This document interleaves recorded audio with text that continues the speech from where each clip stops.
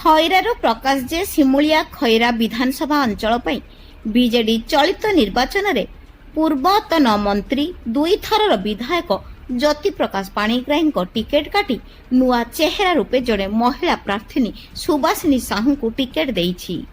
एही घटना को नहीं संगठन संभाली आसुथिबा विधायकों समर्थक माने खोलाखोली विरोध करिसंती। विरोध करुथिबा नेतांक मत जे दलीय हाइकमांड केउ आधार रे जणे बाहर निर्वाचन मंडलीर अजणा महिला को प्रार्थी कला। घोषित प्रार्थी स्वामी विगत पंचायत निर्वाचन रे बीजेडी नेतांक विरोध रे प्रार्थी देई बीजेपी को शक्ति जोगाइथिले। जदि से दल विरोधी कार्य करुथिले तेबे तांको काहेकि प्रार्थी करागला। जदि प्रार्थी बदला न जाए तेबे आगामी दिन रे सामूहिक इस्तफा सहित नुआ बीजेडी प्रार्थी को कस्मिन काले जिताई देबे नाही। एही परिप्रेक्षी रे गंडीबेड़ठारे एक सांबादिक सम्मेलन डाकी जणे जिला परिषद सदस्य मानस दास कांदी कांदी विरोध करथिले। प्राय 59 पंचायत निर्वाचित प्रतिनिधि माने उपस्थित रही प्रार्थी बदलाया पई दाबी करथिले। एही निर्वाचन मंडली भद्रक लोकसभा अधीन रे आसुथिला बेले एठारु बीजेपी रो भेटरान नेता पूर्व मंत्री पद्मलोचन पंडा एवं कांग्रेस रो नुआ चेहरा हिमांशु शेखर बेहेरा निर्वाचन लड़ुचंती। जदि बीजेडी प्रार्थी न बदलाए तेबे विधायक ज्योति पाणिग्राही केउ रूप नेउचंती देखिबाकू बाकी रहिला। ब्यूरो रिपोर्ट सर्वश्रेष्ठ न्यूज। गणमाध्यम प्रतिनिधि मानकु शुभ संध्यार मु अभिनंदन जणाउछि। आज खैरा सिमुलिया निर्वाचन मंडलीर जनता दल तरफ आहूत सांबादिक सम्मेलन रे उपस्थित थिबा समस्त मोर जिला परिषद सदस्य एवं निर्वाचित प्रतिनिधि 59 पंचायत आसी मोर समस्त विजु प्रेमी बंधु मानक शुभेच्छा मुझे जनाऊँ।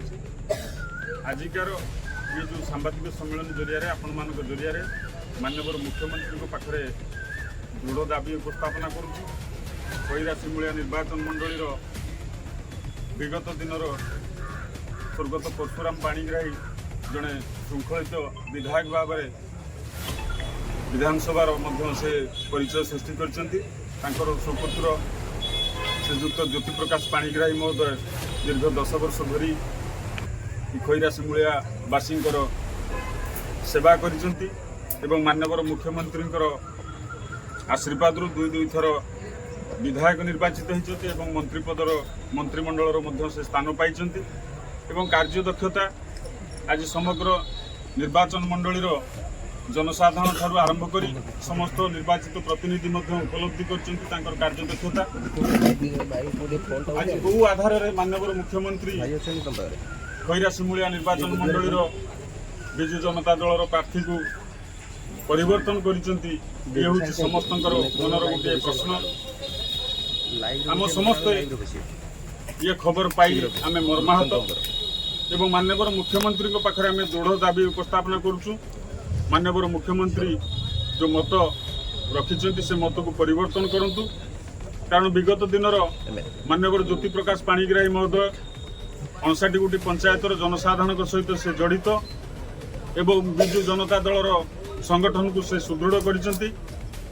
एवं मोर कहिबार उद्देश्य जे जो प्रार्थी को आज माननीय मुख्यमंत्री घोषणा करिसेंती से प्रार्थी जड़े ये खैरा सिमुलिया निर्वाचन मंडलीर से बासिंदा नुहंती। ये हूँ प्रथम कथा। द्वितीय कथा 2022 साधारण पंचायत निर्वाचन बेले जो व्यक्ति विजु जनता दल को हत्या करने पाई समस्त संगठित सरपंच समिति सभ्य एवं जिला परिषद मु भी जड़े जिला परिषद प्रार्थी होती मो विरुद्धर प्रचुर टंका खर्च कर मत परास्त करिसेंती। एवं मोर बंधु मोर जड़े भाई भी सिमुलिया ब्लॉक जड़े भाई पराजय स्वीकार करछंती। एवं अन्य पंचायत बहु सरपंच समिति सभ्य विरुद्धर पैसा लगे से आमको दल को हत्या करिसेंती।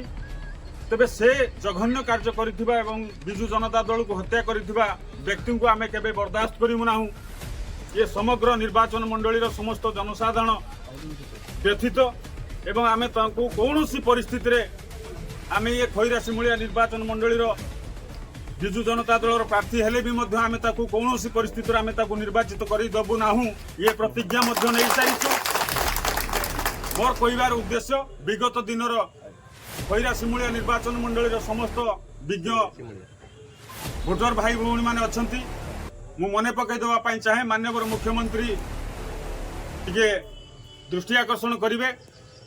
विगत दिन में खैरा सिमुलिया